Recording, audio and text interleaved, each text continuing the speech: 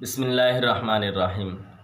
আমরা একটি অত্যন্ত গুরুত্বপূর্ণ শুভক্ষণ এবং সন্ধিক্ষণে উপনীত হয়েছি। যে গুরুত্বপূর্ণ শুভ সময়টি হচ্ছে আরবি চান্দ্র মাসের 12টি মাসের মধ্য হতে একটি মাস হচ্ছে মুহররম মাস। কিতাবের মধ্যে এসেছে শাহরুল্লাহিল মুহাররম, আল্লাহ তাআলার মাস হচ্ছে মুহররম মাস। এই মুহররম মাসে রোজা আছে, ইবাদত আছে, অনেক তাসবিহ আছে। এই মুহররম মাসের অনেক ফজিলত আছে। মুহররম মাসের 10 তারিখকে বলা হয় আশুরা। এই আশুরার সাথে আমরা আরব আজম সবাই আমরা এই আশুরা শব্দের সাথে আমরা সবাই পরিচিত। আশুরা শব্দটি হচ্ছে আরবি। এই আশুরা এর বাংলা তর্জমা হচ্ছে মুহররম মাসের 10তম তারিখ, অর্থাৎ 10তম তারিখ 10 নম্বর দিনকে আশুরা বলা হয়। রাসূল সাল্লাল্লাহু আলাইহি ওয়াসাল্লাম হিজরত করে মদিনায় গেলেন। গিয়ে দেখলেন ইহুদিরা রোজা রাখে।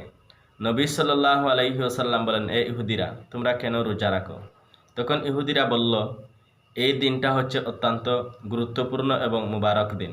এই দিনে আল্লাহ তাআলা হযরত মুসা আলাইহিস সালামকে ফেরাউনের কবল থেকে মুক্তি দান করেছিলেন এবং ফেরাউনের বাহিনীকে বাহরে কুলজুমের মধ্যে চুবাইয়া ডুবাইয়া মারছেন। বাহরে কুলজুম বললাম, অনেকে বলে ফেরাউন তার দলবল সহ যে জলাশয়ে হাবুডুবু খেয়ে মরছে, সেই জলাশয়ের নাম অনেকে বলে নীলনদ, কেউ বলে আবার লোহিত সাগর।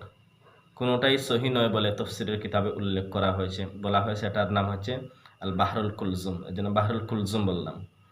তো তারা বলল, এই দিন হচ্ছে মহান দিন। মুসা আলাইহিস সালামকে আল্লাহ তাআলা ফেরাউনের বাহিনী থেকে কবল থেকে মুক্তি দান করেছিলেন আর ফেরাউনকে বাহরে কুলজুমে চুবাইয়া ডুবাইয়া মারছেন। শুকরিয়াতান, এর জন্য এই দিনে আমরা রোজা রাখি। নবী মুসা আলাইহিস সালামের এমন ওনার দিকে ইসনাদ করে যে কথাগুলা বলল ইহুদিরা, মুহাম্মদ সাল্লাল্লাহু আলাইহি সাল্লাম এই কথাগুলো শোনার পরে বললেন, আপনারা রোজা রাখতেছেন অথচ মুসা হলো আমার ভাই, মুসা আলাইহিস সালাম আমার ভাই, সুতরাং তোমরা যদি রোজা রাখো তাহলে আমি মুহাম্মদ সাল্লাল্লাহু আলাইহি সাল্লাম আরও বেশি হকদার হলাম এই দিনে রোজা রাখা। তখন রাসূল সাল্লাল্লাহু আলাইহি ওয়াসাল্লাম সাহাবায়ে কেরামকে আমারা বিসিয়ামিহি শামাইলে মুহাম্মদিয়া এসেছে, রাসূল সাল্লাল্লাহু আলাইহি সাল্লাম সাহাবায়ে কেরামদেরকে ওই দিনে রোজা রাখার আদেশ করলেন। মুহররমের রোজা রমজানের রোজা ফরজ হওয়ার পূর্বে ফরজ ছিল।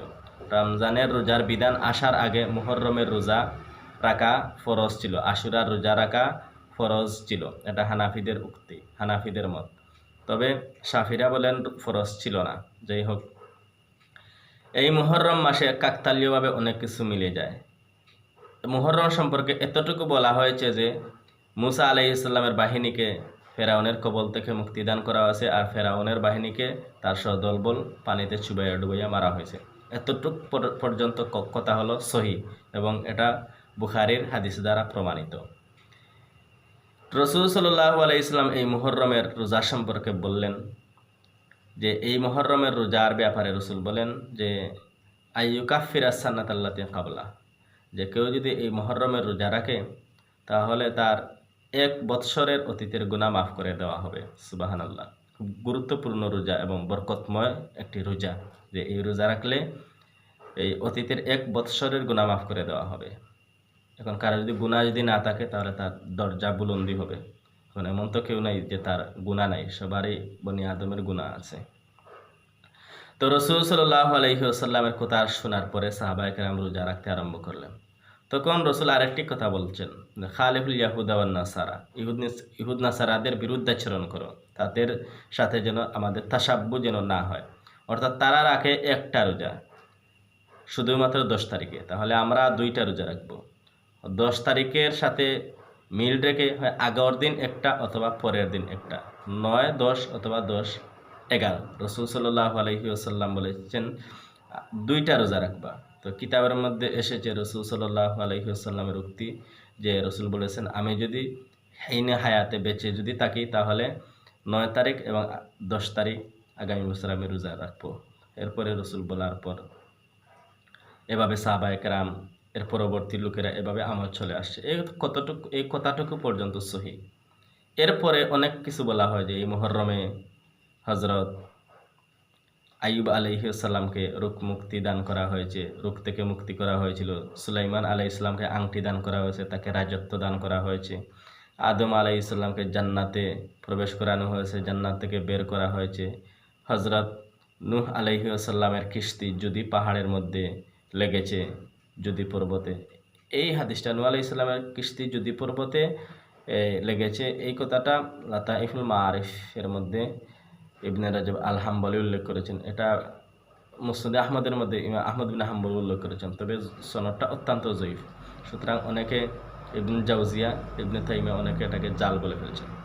সুতরাং এ নিয়ে আমাদের আর কথা থাকবে না। এরপরে আরও অনেক কথা আছে যে এই দিনে কি হয়েছিল।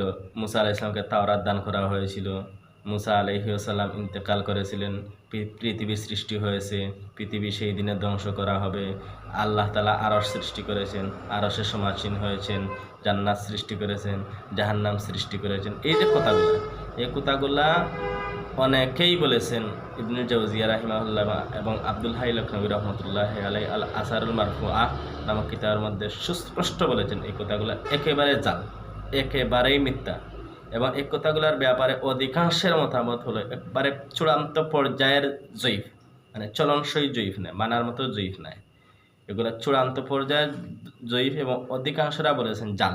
সুতরাং এই কথাগুলো আমরা না মেনে এই বুখারী শরীফের রেফারেন্সে যে কথাটি বললাম ওই কথাটাই আমরা মানব এবং ওই কথার উপরে আমরা আমল করব এবং রোজা আমরা রাখবো, 2টি রোজা রাখবো। আর কাকতালীয়ভাবে এই মুহররমের 10 তারিখে হযরত হুসাইন রাদিয়াল্লাহু আনহু কারবালার ময়দানে শহীদ হয়েছেন। কারবালা সম্পর্কে অনেকে জানতে চায়, অনেকে বলে ওয়াজ করে। কারবালার ঘটনাটা কোরআনেও নেই, হাদিসেও নেই। কারণ কারবালার ঘটনা ঘটেছে রসুল ইন্তেকালের বহু পরে 60 হিজরির পরে। রসুল তো 11 হিজরিতে ইন্তেকাল করছেন। তাহলে কি কারবালার ঘটনা কোরআন হাদিসে থাকবে? কোরআন হাদিসে কি তালাশ করলে হবে? এটা কোনো হাদিসেও পাবেন না, কোরআনেও পাবেন না। কারবালার ঘটনা এটা তারিখ ইতিহাসের কিতাবে পাবেন। আমার কথাটা হতে পারে আপনার কাছে নতুন মনে হতে পারে, যোগ্য কোনো আলিমকে আপনি জিজ্ঞাসা করতে পারবেন। তাহলে আমরা মুহররম সম্পর্কে অতিরঞ্জিত না করে, বাড়াবাড়ি না করে রোজা রাখার কথা বলা হয়েছে। ইহুদিদের বিরুদ্ধাচরণ করে আমরা 2টি রোজা রাখবো। রোজা রাখলে পূর্ববর্তী 1 বছরের গুনাহ মাফ করে দেওয়া হবে এবং এই দিনটা বরকতময় দিন। মুসা আলাইহিস সালামকে ফেরাউনের কবল থেকে মুক্তি দান করেছেন, ফেরাউনকে চুবাইয়া ডুবাইয়া ধ্বংস করছেন আল্লাহ তাআলা। এই কথাটুকু পর্যন্ত আমরা বলবো, এই কথাটুকু পর্যন্ত সহি, এই কথাটুকু পর্যন্ত আমরা মানুষকে প্রচার করতে পারি। এর বাহিরে যে কথাগুলো বললাম, যে ভিত্তিহীন কথাগুলা, এগুলা ওয়াজে আওয়াজে আমরা যেন না বলি এবং মানুষকে যেন আমরা ধোঁকায় না ফেলি, সরলপনা মুসলমানকে যেন আমরা বিভ্রান্ত না করি। এই কথাটুকু আমি বললাম। আর রোজা সম্পর্কে, মুহররম সম্পর্কে, অবশ্যই মুহররমের ফজিলত আছে। প্রত্যেক মাসে আল্লাহ তাআলার মাস। মুহররম মাসের আলাদা এবং ব্যতিক্রমধর্মী ফজিলত আছে। ফজিলত আপনারা গ্রহণ করবেন এবং রোজা রাখবেন। আর হাচ্চন এগুলার থেকে বিরত থাকবেন। হাসান হুসাইন রসুলের নাতি, তাদের নামকে হাচ্চন হাজলাইয়া বিগড়াইয়া উচ্চারণ করবেন না। এই মাতুম করবেন না, এই জুন এগুলা করবেন না। এই বাড়ি সেই বাড়ি গিয়ে হাতটি শরীরে ছুরি মেরে অন্তরকে নফসকে কষ্ট দেওয়া, এগুলা থেকে বিরত থাকবেন। এগুলা জায়েজ নেই। আপনারা কোরআন সুন্নাহ মোতাবেক সহিহ হাদিস থেকে যা মিলে, আমলযোগ্য হাদিস থেকে যা উদ্ঘাটন হয়, যা পাওয়া যায় ততটুকু পর্যন্ত থাকবো। অতিরিক্ত আমরা ব্যারিস্টারিতে যাব না ইনশাআল্লাহ।